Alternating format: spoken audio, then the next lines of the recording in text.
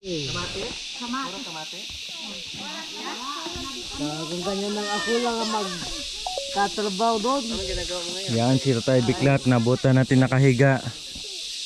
Kasi sumakit yung ano, sumakit yung baywang. Hawak ka sa akin tayo. Alis na tayo. Hawak pa ha. Hawak pa dito. Hawak ka Kapit dito. po kayo, kapit. Kapit. Alis tayo.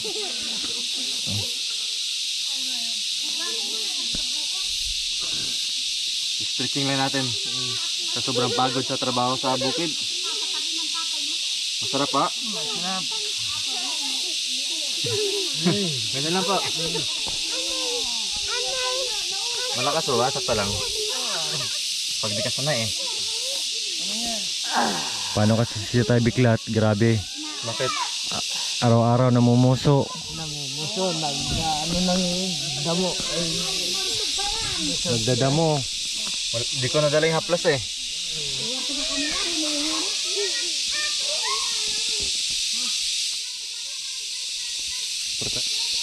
Akin na yung bitis niya tayo. Kakaibang hilo to ah. Masarap naman daw tayo na. Masarap. Kasi wala mag-iinit eh. Wala maghihilot. Takbo na. Maglahat.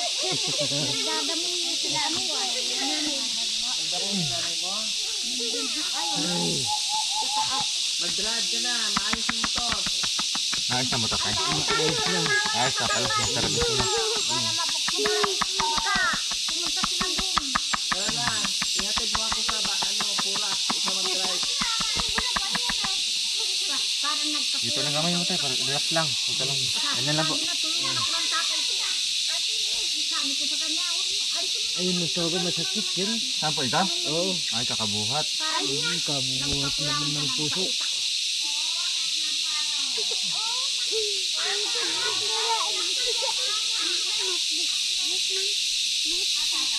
At paano mabawasan tayo na yung sakit?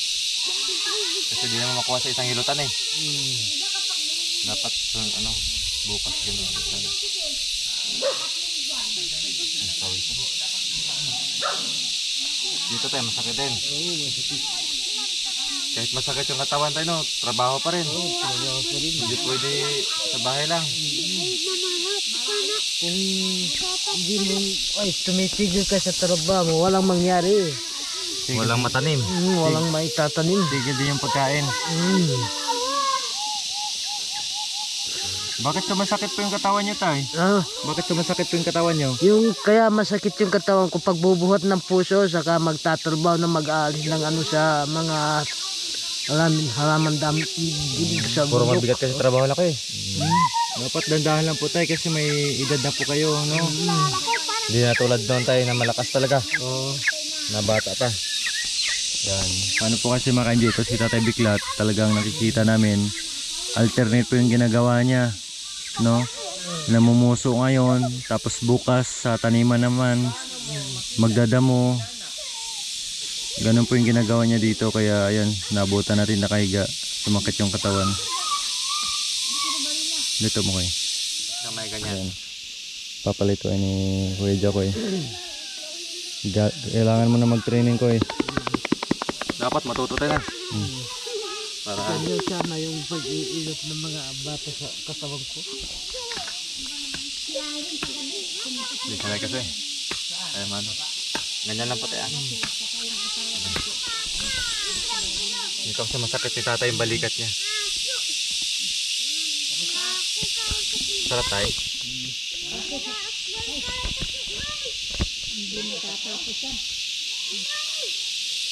Hindi masakit yung ulo niya po. Hindi ko tayo.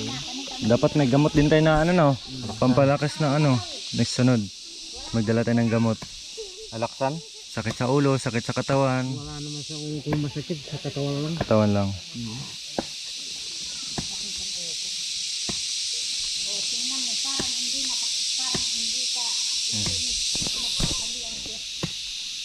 Ito yung mga kamay na masipag. Walang katigil-tigil magtabas. Walang katigil-tigil na Kabila po, magtatabas. bilisan po. Kaya, ano na yung kamay ko. Hindi. Ano, ugasan? Opo, huwag magugas agad, mapasma. Matigas yung dito, maraming lamig. Trabaho.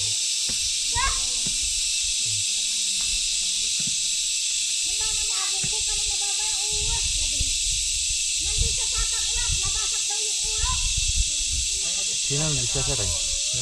Sino ang disgrasya? Doon sa bagay sa pangwak. Kasi walang ilaw yung kulong-kulong. Kaya po, ingat po kayo tayo. Lalo pag gabi. Sino pa yan? Sino pangalan? Juan. Kalimutan ko na yung pangalan niya. Anak ng ano yan. At mag-anak, bahati na siba. Yata, yun na ba? Tawan, hindi ko nalimutan ko yung pangalan ng magulang mo. Yung medyo magkaganya ng tatay niya. Sino? Hindi.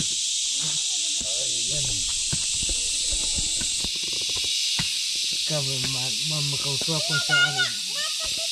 Oo ya, Hindi ka pa aalis. Magpahulog Magpahulog ka sa saging ng Magpasunog ka ng latundan. tundan. Bibigay ko sa inyo para Hindi po, palubog. ano po, ano po. Walang problema po. Parang awa ko sa inyo yun. Sabi ni tatay kung hindi ka paalis, kukuha pa si tatay ng saging. Mapapagod Pambigay. din naman. Mapapagod na naman kayo tay. Ano pa kayo? Magpainawa mo na. Gusto mo ba pagtatawanan ka ng iba? Hindi. Sa akin, kahit na masakit ng katawan, ayaw kong magpapahinga. Pero dahan-dahan lang po kayo tay kasi may edad na po. Hindi ko matiis eh. Mas napapagod sila kapag nakasabahay lang. Gusto ko kung may trabaho, kahit na mapagod ng kunti, Opo, dahan-dahan lang po. Mm. Alam ko panalo niyan tay. Ikain mo ng kaging. Namiss mo na kayo? Kumain ng kaging. Kumakain ka ba ng palaka? Opo, masarap po yun. Masarap po yun. Yung nagsasabi ng wow, wow. Wow.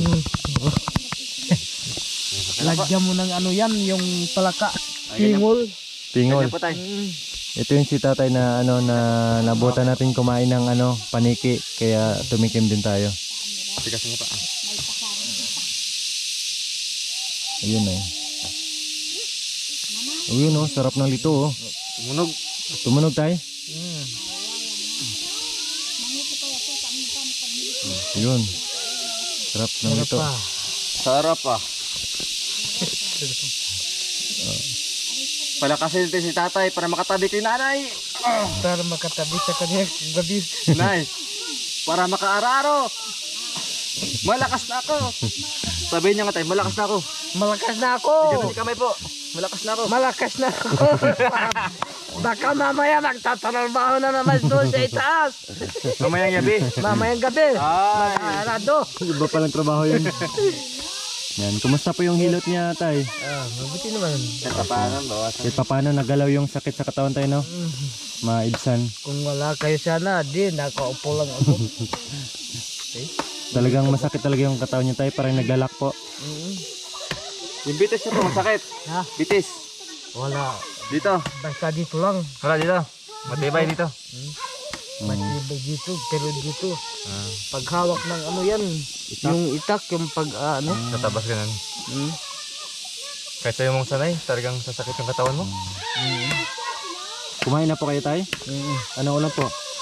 Yung ulam kuwat, What? Masarap Sarap pa. yun Mushroom. Meron na pala. meron.